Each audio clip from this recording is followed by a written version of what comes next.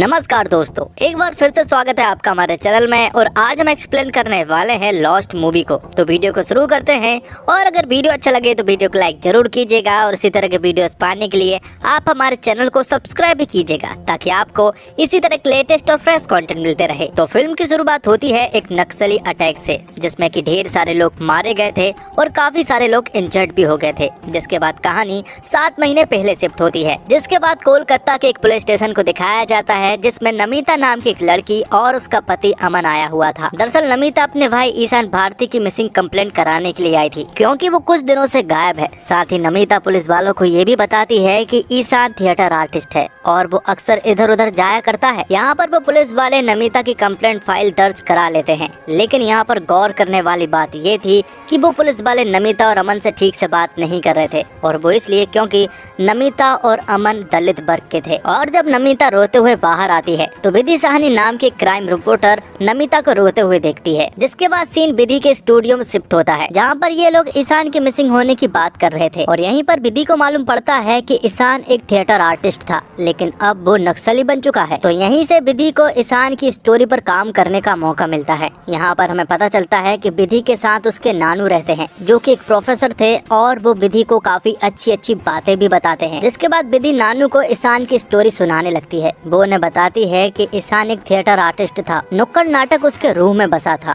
उसकी एक गर्लफ्रेंड भी थी जिसका नाम अंकिता था। दोनों एक दूसरे से बहुत प्यार करते थे और दोनों ही मिडिल क्लास फैमिली से बिलोंग करते हैं। और अंकिता एक एंकर है। और यहाँ हमें पता चलता है कि अंकिता और ईशान शादी करना चाहते हैं, इसलिए वो कहते हैं कि हमें जल्द से जल्द कोर्ट मैरिज कर लेनी चाहिए। जिसके बाद हमें बर्मन नाम के एक मिनिस्टर को दिखाया जाता है, और बर्मन ने यहाँ पर अंकिता को बुलाया था। दरअसल बर्मन अंकिता को एक जॉब ऑफर करना चाहता था, इसलिए बर्मन यहाँ पर अंकिता के काम की काफी तारीफ करता है। जिसके बाद जब अंकिता घर होती है तो बर्मन फिर से अंकिता के पास कॉल करता है और उससे कहता है कि उसकी जॉब पक्की हो गई है और अगले दिन से वो ज्वाइन कर सकती है। तो बर्मन और अंकिता की नजदीकियों की वजह से वो ईशान को टाइम नहीं दे पा रही थी और उसके कॉल को भी पिक नहीं कर रही थी। ये समझ लीजिए कि अंकिता ईशान को इग्नोर करने लगी थी, क्योंकि उसकी एक बहुत बड़ी जॉब लगी थी। और जब अंकिता ऑफिस में थी तो तभी उसके पास बर्मन का कॉल आता है और वो उससे कहता है कि वो अंकिता को एक सरप्राइज देना चाहता है। और वो सरप्राइज कुछ और नहीं बल्कि एक बड़ा सा घर था, जो कि काफी एक्सपेंसिव भी था। लेकिन इन सब के बीच में अब अंकिता और ईशान के रिश्तों में दरार आ जाती है। और एक दिन जब वो एक रेस्टोरेंट में बैठे हुए थे तो यहाँ पर अंकिता उसे बताती है कि उसे एक बहुत ही अच्छी जॉब मिली है और इस जॉब में उसे काफी अच्छा पैसा भी मिलेगा। और बर्मन सर ने उसकी काफी ज्यादा हेल्प भी की है। वो यहाँ पर ईशान को अपने नए घर का एड्रेस भी बताती है और उससे कहती है कि वो कभी भी आ जा सकता है। और जब ईशान अंकिता के नए घर पर जा रहा था तभी रास्ते में उसे 2 लोग मिलते हैं, और ये 2 लोग कोई और नहीं बल्कि बर्मन के ही आदमी थे। और ये दोनों ईशान को अंकिता के खिलाफ भड़काने लगते हैं। वो उससे कहते हैं कि जब एक बार कामयाबी हाथ लग जाती है तो लड़की अपने प्यार को भूल ही जाती है और आखिर में उसे कोई और मिल ही जाता है। और इन दोनों का सीधा इशारा बर्मन की ओर था। जिसके बाद ईशान जब अंकिता के घर पर पहुंचता है तो ईशान यहाँ पर देखता है कि अंकिता का घर बहुत ही बड़ा है और काफी एक्सपेंसिव भी है। यहाँ पर वो अंकिता से ठीक ढंग से बात नहीं कर रहा था। वो उससे कहता है कि उसे मालूम है कि उसे ये घर कैसे मिला है। यहाँ पर ईशान का सीधा निशाना बर्मन की ओर था और अंकिता भी पूरी तरह से समझ गई थी। इसके बाद उन दोनों के बीच में झगड़ा हो जाता है और ईशान यहाँ से चला जाता है। अब अंकिता के घर के बाहर ही हम बर्मन के लड़कों को देख पाते हैं और ये सीन यहीं पर कट होता है। अब जब विधि स्टूडियो पहुँचती है तो यहाँ पर न्यूज एडिटर के द्वारा उसे पता चलता है कि अब उसका काम सिर्फ एक ही है, और वो काम ये है कि वो ईशान के ऊपर एक स्टोरी तैयार करे। जिसके बाद विधि स्टोरी कवर अप करने में लग जाती है और सबसे पहले वो ईशान के घर पर पहुंचते हैं, जहां पर उसकी बहन नमिता और उसकी माँ भी मौजूद थी। और यहाँ विधि को मालूम पड़ता है कि ईशान के घर वालों को पुलिस वाले काफी ज्यादा टॉर्चर कर रहे हैं, क्योंकि पुलिस वालों को ऐसा लग रहा है कि ईशान एक नक्सली बन चुका है। यहाँ तक तो ठीक था, लेकिन नमिता के ससुराल वालों को भी पुलिस वाले काफी परेशान कर रहे थे और उनसे काफी ज्यादा पूछताछ भी कर रहे थे। यहाँ पर नमिता विधि को बताती है कि पुलिस वाले इस घर में पूछताछ करते हैं, उसे कोई टेंशन नहीं। लेकिन जब वो ससुराल में पूछताछ करते हैं तो वहाँ बहुत प्रॉब्लम होती है, क्योंकि ससुराल में उसे बहुत कुछ सुनना पड़ता है और उसका पति अमन भी उसका साथ नहीं देता है। वो हमेशा मुझे कंट्रोल करता रहता है। जिसके बाद विधि के स्टूडियो के सीन को दिखाया जाता है, जहाँ पर विधि के पास एक कॉल आता है और वो कॉल किसी और का नहीं बल्कि उसके बॉयफ्रेंड जीत का होता है। और जीत यहाँ पर विधि को सरप्राइज देने के लिए कोलकाता आ चुका था। तब वो रात में साथ में डिनर करने का प्लान बनाते हैं। जिसके बाद विधि थिएटर में पहुंच जाती है, जहाँ पर कि ईशान नुक्कड़ नाटक करता था। यहाँ पर उसके कुछ दोस्तों के द्वारा विधि को मालूम पड़ता है कि पुलिस वाले इन्हें भी खूब परेशान करते हैं, इसलिए कई सारे लोगों ने तो यहाँ से काम भी छोड़ दिया है। जिसके बाद विधि ईशान के एक ऐसे दोस्त से मिलती है जो कि ईशान के बारे में सब कुछ जानता था। यहाँ पर वो सबसे पहले अंकिता के बारे में पूछती है, तो वो अंकिता का एक नया एड्रेस बताते हुए उससे कहता है कि अंकिता उसे सब कुछ बता देगी। अब अगले सीन में विधि के नानू को दिखाया जाता है और जब वो खिड़की के बाहर देखते हैं तो बाहर हम बर्मन के उन दोनों लड़कों को देख पाते हैं जो कि विधि के घर की तस्वीरें ले रहे थे और नानू ने भी उन दोनों को देख लिया था। और जब विधि अपने घर आती है तो नानू उससे पूछते हैं कि तुम्हें कोई परेशान तो नहीं करता है या फिर कोई पीछा करता हो या फिर कोई धमकी देता हो, जिस पर कि विधि उनसे कहती है कि उसे कोई भी परेशान नहीं करता है और ना ही उसे धमकी मिलती है। हालांकि विधि समझ चुकी थी कि उसके पीछे कौन लोग हैं। जिसके बाद विधि नमिता के पति अमन से मिलने के लिए जाती है जिनकी एक शॉप थी मार्केट में। तो अमन की शॉप तक पहुंचने के लिए वो यहाँ पर एक शॉप ओनर से अमन की शॉप का रास्ता पूछती है, लेकिन यहाँ पर विधि अपना मोबाइल इसी शॉप पर छोड़ देती है। लेकिन थोड़ी देर के बाद विधि के पीछे पीछे एक लड़का आता है जिसका नाम नईम होता है और वो उससे कहता है कि आप अपना मोबाइल उसी शॉप पर छोड़ आई थी। और नईम यहाँ पर विधि को बताता है कि ईशान उसके लिए बड़े भाई की तरह था, हमेशा उन्होंने मुझे जागरूक किया और स्कूल भी भेजाया। जिसके बाद विधि जब अमन से मिलती है तो अमन विधि को बताता है कि उसे भी पुलिस वाले काफी ज्यादा परेशान करते हैं और घंटों तक पुलिस स्टेशन में ही बैठाल कर रखते हैं। अब अपना काम खत्म करके जब विधि अपने घर की ओर वापस लौट रही थी तो हम उसके पीछे बर्मन के उन दो लड़कों को देखते हैं जो कि विधि का पीछा कर रहे थे। अब अगले दिन विधि के पास उसके मॉम डैड का कॉल आता है और उसकी माँ विधि से कहती है कि वो लोग कोलकाता आए हुए हैं और वो उनसे मिलना चाहती हैं। लेकिन यहाँ पर विधि उनसे कहती है कि वो काम में बहुत ज्यादा बिजी है, इसलिए वो उनसे नहीं मिल सकती। जिसके बाद विधि जिया नाम के एक आदमी से मिलती है जिसे ईशान के नक्सली लिंक के बारे में काफी कुछ मालूम था और उसके पीछे कौन कौन लोग हैं ये भी उसे मालूम था। अब आगे विधि अंकिता से मिलने के लिए जाती है। यहाँ पर अंकिता से जब विधि कुछ सवाल करती है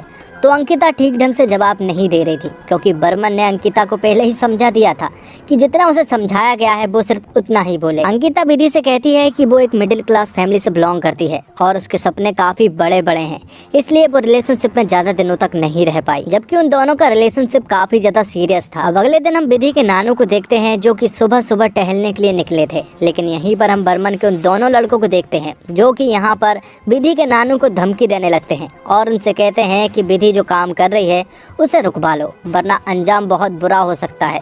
लेकिन यहाँ पर विधि के नानू उनसे नहीं डटने वाले थे। जिसके अगले सीन में हमें जिया को दिखाया जाता है जो कि विधि से कहता है कि उसे एक ऐसे आदमी के बारे में मालूम चला है जो कि भीष्म राणा को अच्छे से जानता है। दरअसल भीष्म राणा उन नक्सलियों का हेड होता है। तब विधि यहाँ पर भीष्म राणा के राइट हैंड से मिलने के लिए जाती है, जहाँ पर कि वो आदमी विधि से कहता है कि भीष्म राणा मीडिया वालों से बात नहीं करता है, जबकि विधि उससे कहती है कि उससे बात करना बहुत ज्यादा जरूरी है, लेकिन वो यहाँ पर मना कर देता है, जिससे कि विधि को यहाँ से जाना ही पड़ता है। अब अगले सीन में हम जीत और विधि को बात करते हुए देखते हैं। यहाँ पर जीत विधि से कहता है कि इस केस में बड़े बड़े लोग शामिल हैं और एमएलए और बर्मन भी इस केस में शामिल है, इसलिए तुम्हें इस केस से दूर हो जाना चाहिए, वरना तुम्हें कुछ नुकसान भी हो सकता है। तब विधि को गुस्सा आ जाता है और वो जीत से कहती है कि हर रोज कई सारे लोग गायब होते हैं और सिर्फ कोलकाता में ही कम से कम 500 से 600 लोग हर रोज गायब होते हैं। इतना बोलकर विधि जीत को यहाँ से जाने के लिए कहती है। और फिर अगले सीन में हम विधि को देखते हैं जिसे उसके पिता ने एक नई कार गिफ्ट दी थी, जिनके ऑफिस में विधि जाती है और उनसे कहती है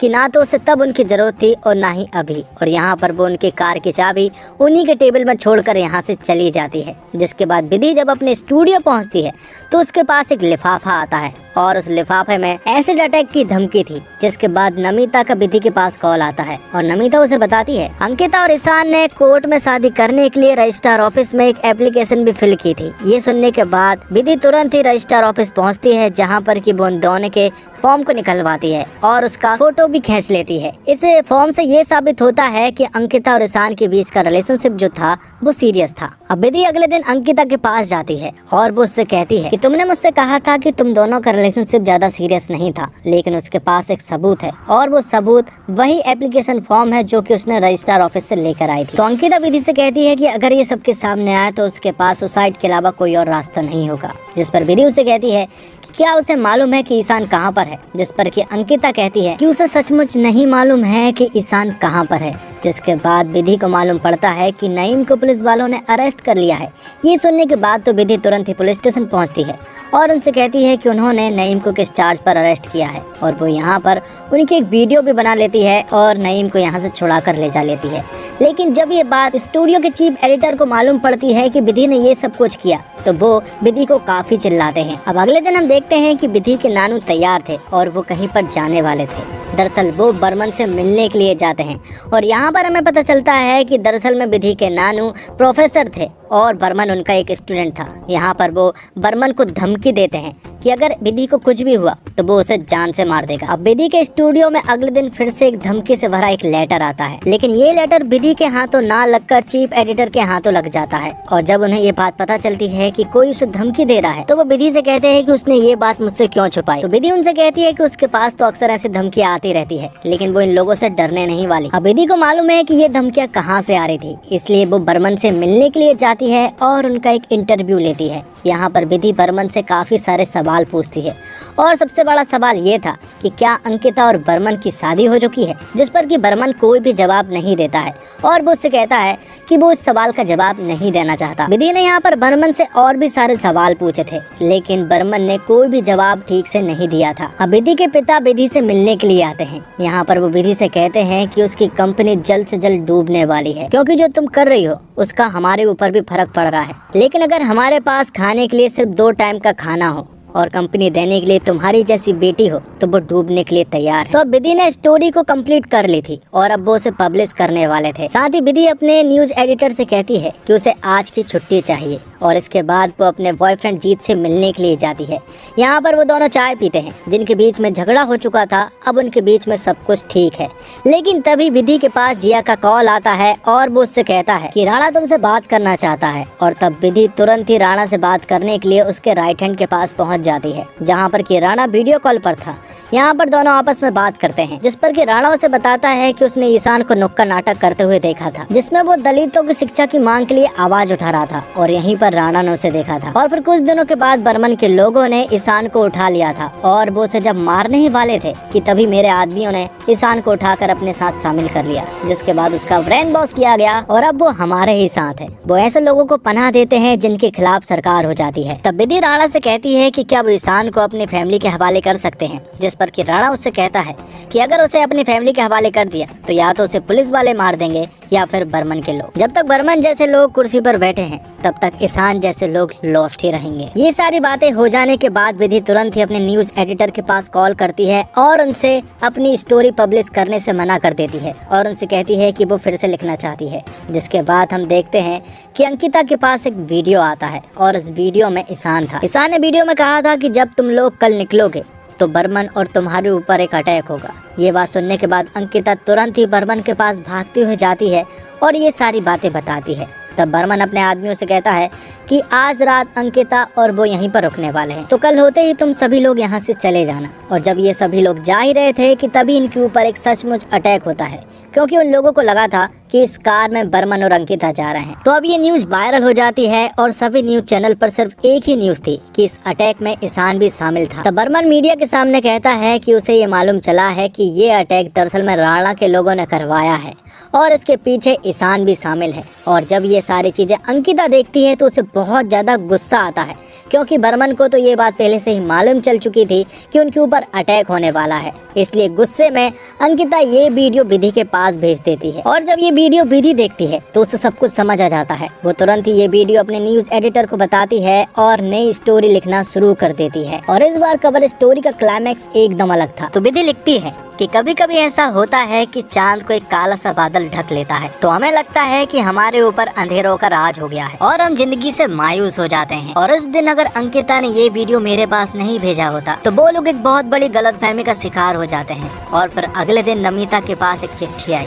ईशान की, जिसमें उसने खुद लिखा था कि वो राणा के चंगुल से भाग गया है। ना वो बदले की भावना का शिकार हुआ और ना ही प्रोपोगेंडा का, और ना ही उसके अंदर अंकिता के प्रति कोई गुस्सा था, क्योंकि वो समझ गया था कि हर एक पॉलिटिशियन, हर एक रेवल्स सिर्फ अपने लिए काम करता है, उन्हें आम आदमी की जिंदगी की कोई परवाह नहीं। और उसने ये भी लिखा था कि एक दिन वो घर जरूर लौट कर आएगा। आखिर में विधि ईशान के फैमिली वालों से मिलती है और उन्हें बताती है कि ईशान को इंसाफ मिल गया है और एक दिन वो जरूर लौट कर आएगा।